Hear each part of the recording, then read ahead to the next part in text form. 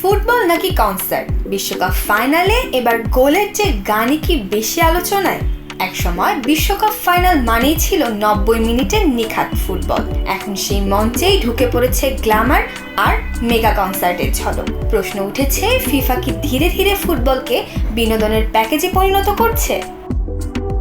2026 বিশ্বকাপের ফাইনালে প্রথমবারের মতো থাকছে 30 মিনিটের হাফ টাইম, যার মধ্যে প্রায় 11 মিনিট জুড়ে মঞ্চ মাতাবেন Madonna, Shakira, BTS, Justin Bieber, Burna Boy ও PS22 কোরাস।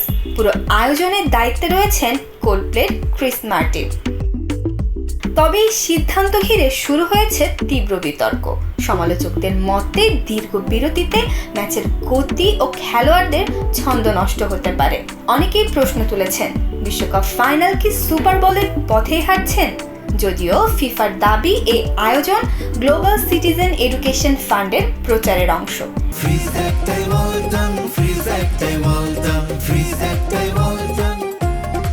এখন দেখার বিষয়, ফাইনালের আসল নায়ক হবে ফুটবল নাকি হাফ টাইমের তারকারাই কেড়ে নেবেন সব আলো।